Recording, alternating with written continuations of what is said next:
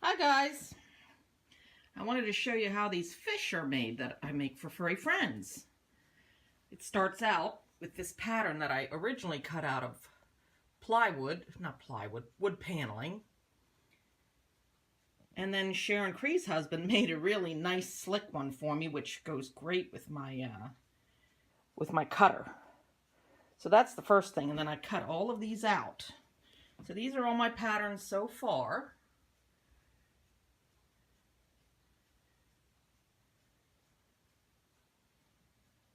Christmas, and I thought the paw prints were kind of cute. And then once I have all of them cut out, I usually try to do them like in a factory setting, you know. I try to match up the tails and the feathers and the fleece, and I use the colors that are in the pattern. Here's the Christmas, so I think I'm going to use the green for the tails, for the fleece tails, because the feathers usually go pretty quick. And then I'll use a red feather. Now I could also use green and white and or red and white and a green feather, and it all depends on what feathers I have on hand. These zebra stripe, anything goes with those, which is great. So, and of course I got to try and match the colors, the greens and the white and the black with the, what is that, the Eagles or the Ravens? I don't know football, but it's hard to find prints that work. Steelers. So sometimes, you know, people ask me about teams, but the material doesn't always, you can't really tell what the material is because the print inside is a little bit too big, or, you know, on the fabric. So this is the first part. Okay, so I'm going to show you how I do the fish and how they get stuffed. The stuff you'll need to stuff them is, of course, we have the catnip. And I use a paper towel roll. You can't really use anything plastic because the static electricity, the catnip just won't go in the fish. And I like to do this because of the stuffing. It's a wooden spoon, and I like to use the wooden end. For some reason, the wooden stuff works and cardboard stuff works better than plastics or anything because static electricity. And so we have our tail, and I'm going to be doing the holiday one. And the first thing I do is, because I have 4 pieces, this is just, you probably don't need to know all this, but just in case I get hit by a bus or win the lottery. So I usually put the opposites together. And then I take and find the end where I cut the boas. This is how I do the boas. You know, they're all cut in pieces. And I find there's a little end right here, and I put it in between like this.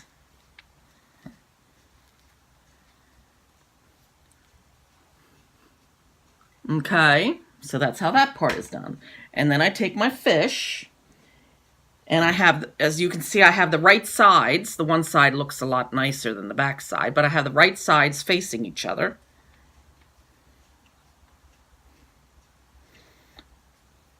And I put, the mouth is here where the straight end is, and then the tail is here, and I line this up with the end. And then I line the other side also, so that it looks kind of like this. And then I pull the feathers down on the sides so that it lays kind of neat. And I do pin them, so of course I had everything ready but the pins. And now my hands are full. And I usually have to use these long pins.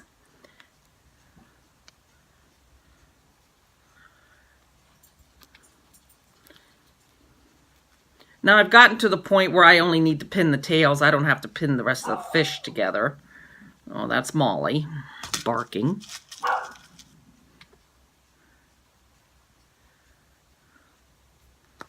Ouch.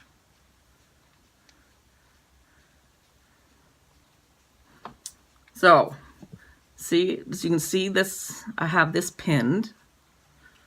And then I have to make sure that all the feathers stay inside. And now I'm going to start sewing. So I'm going to start down here at the mouth.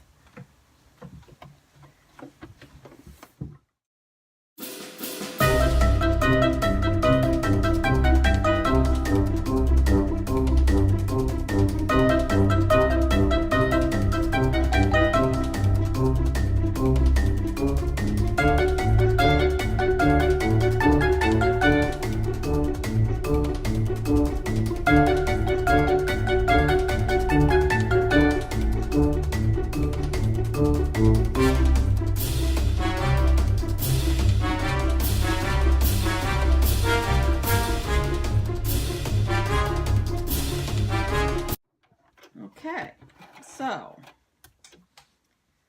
as you can see here, I've sewed in the edges, and there at the tail, I triple sewed just straight across, you know, try to keep it simple.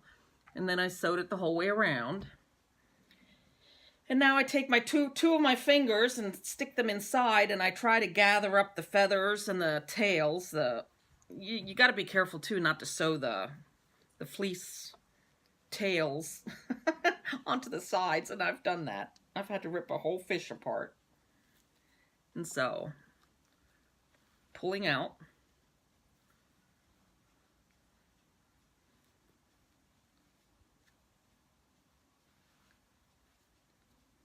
Oops. Now see, I sewed the feather onto the side, which is no big deal because I can just trim that off.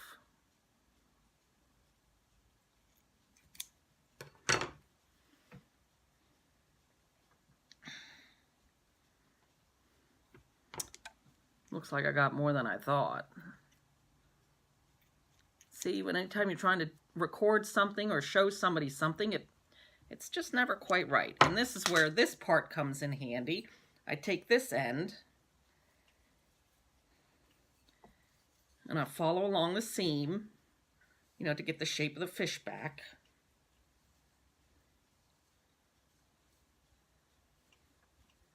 So there's the fish. Kind of tuck in the mouth a little bit. Then, sometimes I'm too tight and you have to bend the end a little bit. And I put it in to the mouth.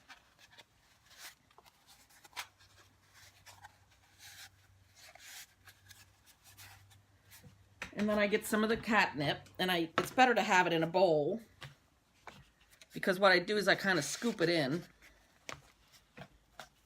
I try not to go too crazy. And once I have it scooped in there, you can see it. Then I just let it go down to the tail.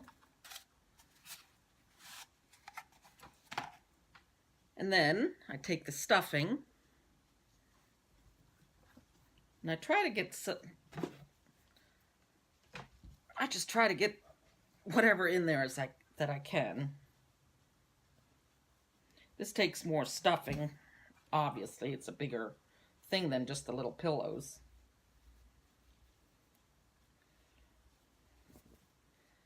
I just shake it a little bit.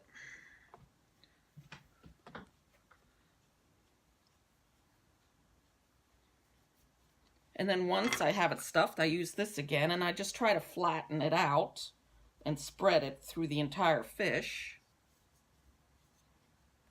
It's still a little, maybe just a little bit up here at the top.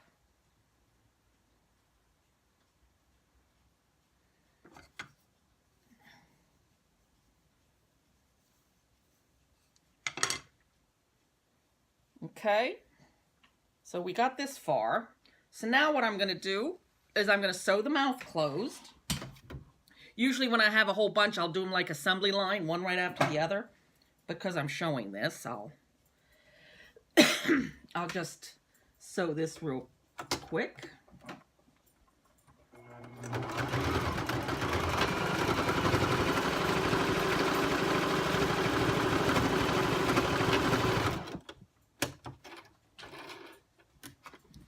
Cut off the little, snip off the little threads.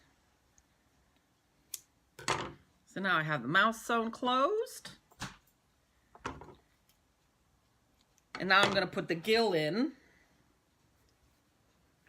which Melissa can never seem to find because she always hangs my fish upside down. The gills should be on the bottom. So I try to look at the pattern, and in this case the joy is down, so I'm going to try to do the gill up this way.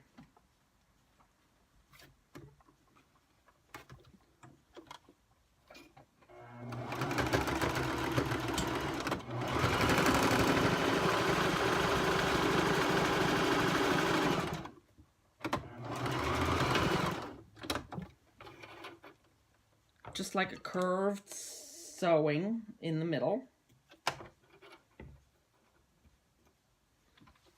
And again, you know, you sew back and forth to make sure it doesn't unravel. And then once I have that part done, another part that really helps me, because these are a little more tedious, is I put the tails together. And I take my scissors, and it makes a really nice touch. Oops.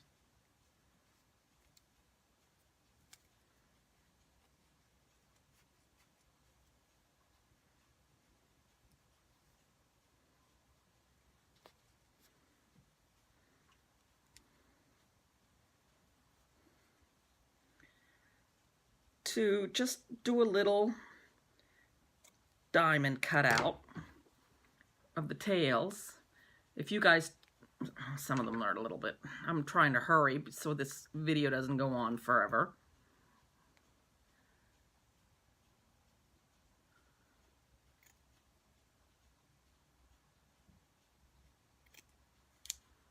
There.